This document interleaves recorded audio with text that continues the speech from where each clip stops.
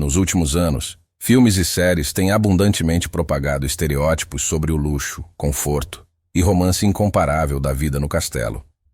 No entanto, raramente é mencionado que até mesmo os proprietários modernos de castelos em toda a Alemanha os vendem por uma ninharia, porque de repente percebem que a vida em uma prisão de pedra não é tão romântica, mesmo com o progresso técnico. E na Idade Média, tudo era ainda mais divertido e muito menos agradável. Por que esse questionamento será respondido por um convidado tradicional? Paul Pogba é um habitante típico do mais típico castelo medieval, mas não é um portador de sangue azul. Ele pode nos contar como era um dia normal sem romantismo desnecessário e começará sua narrativa com a afirmação de que o castelo, na compreensão moderna, difere dos castelos medievais. Houve uma substituição de conceitos e, estranhamente, começaram a chamar palácios de castelos, mas na verdade um castelo é uma parede de estacas ou pedras que serve como uma fortificação, cercada por um fosso. Ao tentar posicionar o castelo em uma colina ou penhasco, dentro do perímetro, a vida se assemelhava a um acampamento militar. Havia pequenos mercados, moradias, e dentro das paredes podiam viver artesãos, e às vezes até camponeses, mas ainda assim, o objetivo principal do castelo era a defesa do feudal, e, inicialmente, eles viviam em casas de madeira comuns dentro das muralhas. Somente mais tarde, no centro do castelo, começaram a construir a masmorra, e para o conforto dos proprietários, inicialmente eram torres de madeira simples, que só mais tarde se tornaram com pedra e ainda mais tarde, após a influência dos luxos orientais trazidos pelas cruzadas, os europeus começaram a construir donjons e a decorá-los com grandes torres, passagens e túneis subterrâneos. No entendimento relativamente moderno, os castelos surgiram apenas no final do século XVII, relativamente porque a cultura popular, por algum motivo, os retrata como lugares aconchegantes, mas na realidade era diferente. É aí que entra em cena nosso pobre que acorda no porão. Junto com centenas de outros servos, com uma grande probabilidade de tossir devido ao frio, umidade e odores, a criadagem dormia em um único grande dormitório, geralmente em algum lugar no fundo do castelo. Apenas os escolhidos dormiam em palhas mais próximas aos quartos dos senhores para tarefas de emergência. Isso se refere aos períodos relativamente tardios. Inicialmente, até mesmo os senhores feudais dormiam junto com os servos, separados apenas por biombos. No período posterior, eles se acomodaram com conforto, acordando mais perto do almoço. No entanto, os servos, considerando a falta de eletricidade, tinham que se levantar com os primeiros raios de sol, geralmente devido a empurrões especialmente dados pelos criados, já que não havia muitos despertadores.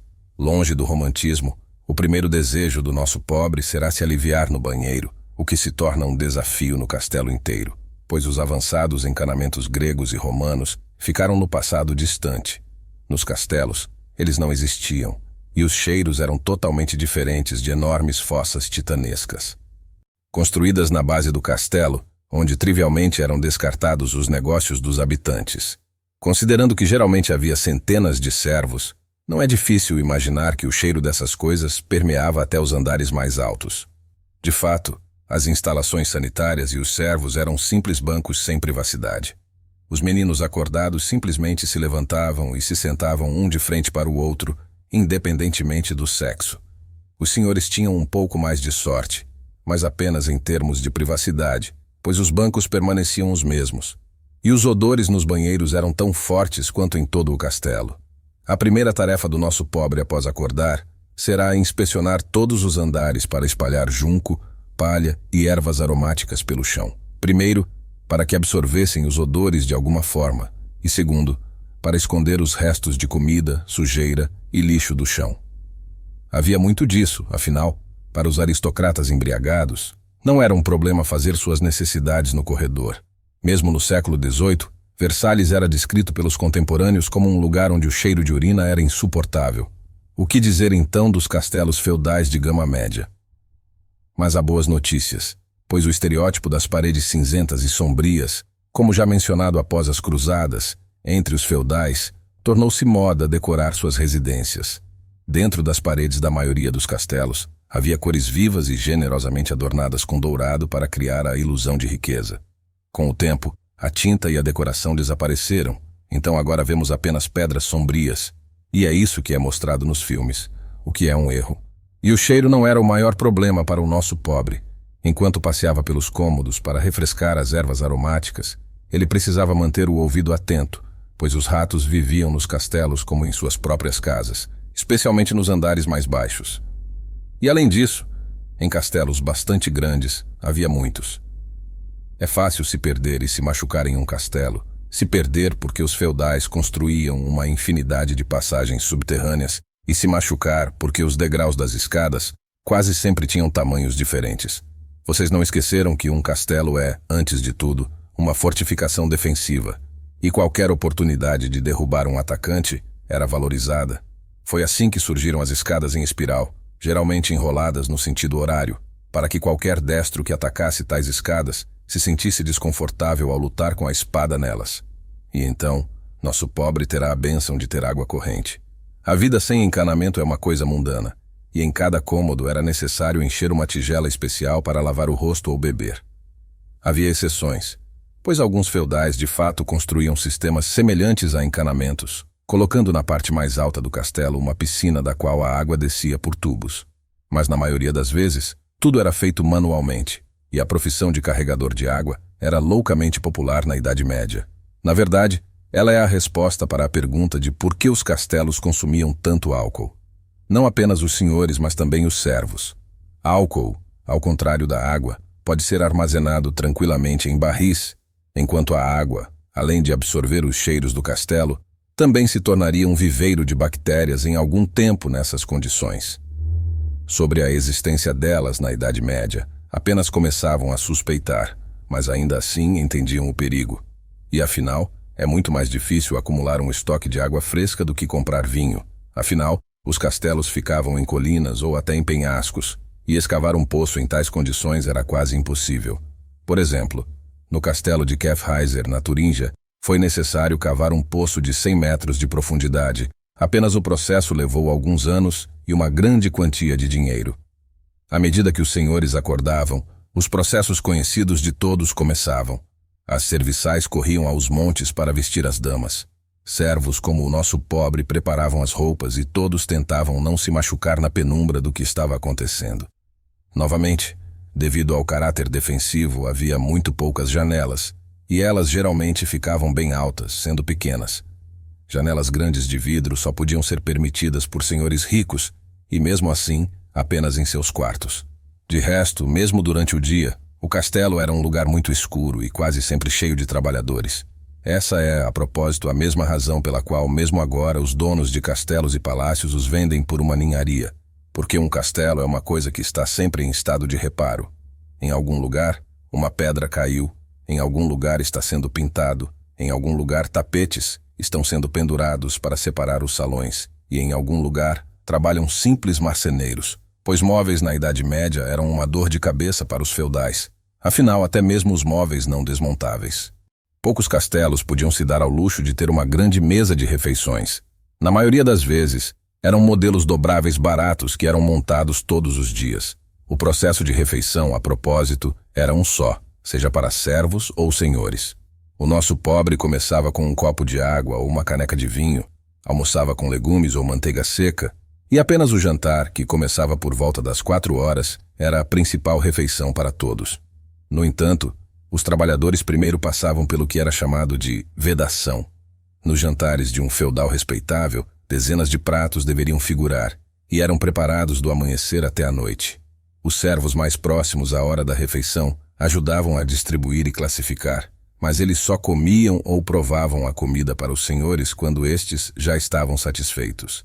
A criadagem se reunia e comia as sobras ou as refeições separadas posteriormente. Havia também espaço para a higiene. Como vocês devem saber, os feudais preferiam se banhar em grandes banheiras de madeira, enquanto os trabalhadores comuns do castelo geralmente se contentavam com banheiras menores, e apenas uma para todos. Afinal, água, como já mencionamos, era tão valiosa quanto o ouro. E o calor, que não se encontrava nos frios castelos de pedra até o século XIII, com suas janelas minúsculas e a ausência de lareiras, era extremamente difícil de ser obtido.